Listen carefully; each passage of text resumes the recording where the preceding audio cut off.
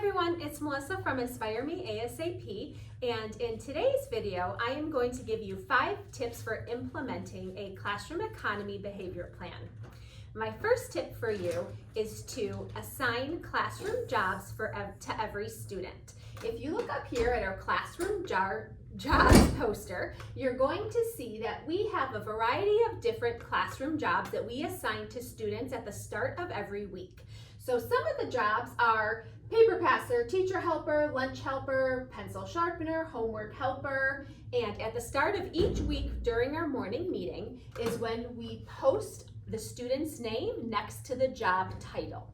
And we also quickly review how much their salary is that they're going to be getting paid for that week of doing their job is. So students quickly catch on to that some of the jobs that have a lot of responsibility are, for example, $25 homework helper, and then some of the jobs like just standing the last in line is only $10. Depending on how much their job how much they earn from their job, that's what they get paid every Friday on payday.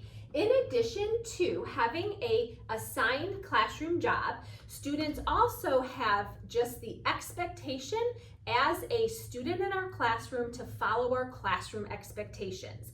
We have 2 expectations or rules, and that is working hard and being kind. So as long as they are working hard and being kind, they are doing their job. This right here is in addition to their classroom job. The second tip I have for you is to distribute or pass out credits or bonuses for when students go above and beyond following expected behaviors. So if you're noticing that students are doing a great job with working quietly or reading quietly when you are trying to establish that norm at the beginning of the school year, then you will want to praise them and tell them that they are doing a great job by giving them a bonus. So you could walk around and say, I am going to go ahead and give a $10 bonus to every student for showing me that they know the expected behavior of how to work quietly at their seat or whatever it is that you are looking for. In addition to that, I also have some fun ways that I give bonuses throughout the year. So one way is I give a Christmas bonus just for fun. I give a Christmas bonus right before winter break. And it just says you earned a Christmas bonus for following our classroom expectations. I have another bonus that I give out that is just simply worded, you earned a bonus for having a clean and organized desk. And so that's just kind of like the equivalent of a desk fairy. And I will leave a $10 with the note just right on their desk, and they'll see that as a little surprise when they walk in the morning. Just like students can earn a bonus or a credit for showing expected behaviors, the opposite is also true. So they get really excited when they earn bonuses. However, they also have the opportunity to unfortunately pay a debit or pay a fine if they are repeatedly demonstrating unexpected behaviors. So unexpected behaviors, if they are routinely being silly and disrupting their peers during work time, they would pay for example, $10 debit for not following the expectations. The third tip that I have for you is to have a payday every Friday. Students love our morning math time because that is when we have our payday on Friday. Students come to our little bank area, which I'm gonna hold up for you, and this is one of our students' jobs. One of our students' job is to be the class banker. And when they come up to our bank to get paid, they will say, for example, I was in charge of, or my classroom job was pencil sharpener. My salary is $25. The banker will then count out $25, here is your payment, and they will put that in their wallet. And the wallet is just literally an envelope that they decorate at the beginning of the year, but they love it, they treasure it like no other. And they take the money that they earn from payday, the money that they get paid, and they put it in their wallet. Now, one thing that I do want to mention, and the reason why, one of the many reasons why I love the using an economy system for behavior plan is because it truly does incorporate a ton of different math skills. And I'm going to get to that in just a minute. But before I do, I want to move on to my next tip, tip number 4, which is every other Friday, have a shopping day for your students where they have permission to choose any of the rewards here that we have for following expected behaviors. So every Friday, remember, is a payday, and then every other Friday is a shopping day. For the shopping day, they take their money that's in their wallet, they count it up, so everyone counts up how much money they have, and they see how much money they want to spend for a reward and purchase a reward, or they can decide to save that money. So a wonderful life skill that you're teaching them. Do they want to spend their money, or do they want to save their money? And it is completely up to them. Some of the things that I offer for rewards are tangible items, such as treasure chest surprise, such as stickers, and then other things are more like experience-based rewards, such as extra time for outdoor recess or playing with Play-Doh. That is absolutely one of the favorite things that my students will choose, is playing with Play-Doh. And to make it an extra fun reward, a lot of times, if a lot of students are not buying that, for example, I'll have them pick a friend to do it with them, even though their friend didn't buy it. And then it's like a even bigger bonus, because now they get to do something that they bought, that they love, and their best friend, their BFF, gets to do it with them. So that's just another fun way that I can have them demonstrate that they really did earn something, and it's a very easy way for me to reward them.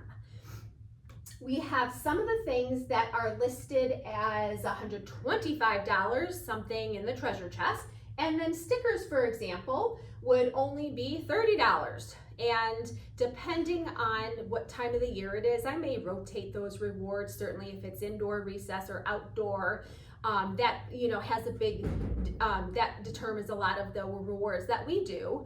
But it's certainly something that, depending on what you have in your classroom and your school expectations, you can tailor the rewards to that.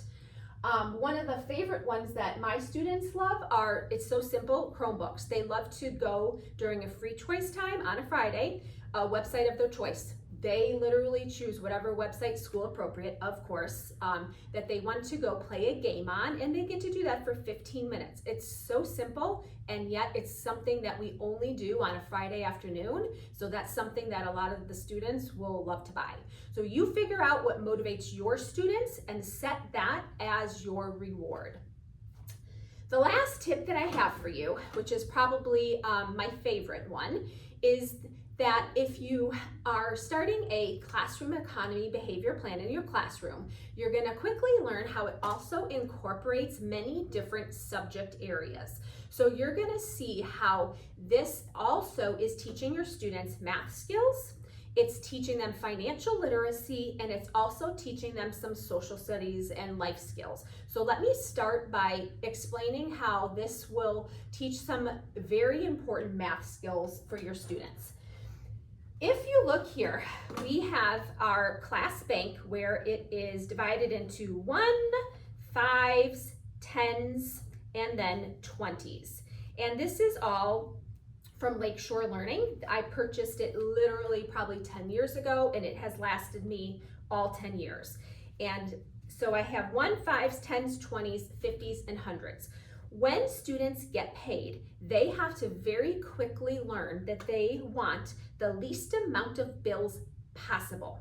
So if they are getting paid, for example, $25 for homework helper, they have to know to take or to get from the banker a 20, and a 5. Only 2 bills that is going to go inside of their wallet. 2. Instead of counting out by ones, 25 ones or $25.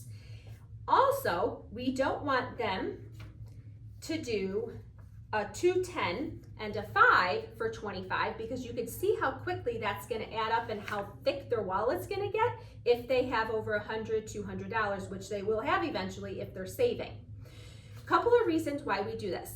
Number one, it is teaching students equivalency and how to do even exchanges.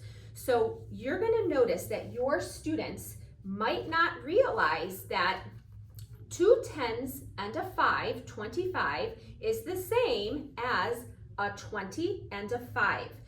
If you told your students, I want you to exchange 2 10s for a 20, they might look at you like, well, why would I want to do that? I'm going to lose my money. So you're really teaching them that it is equal. It is the same.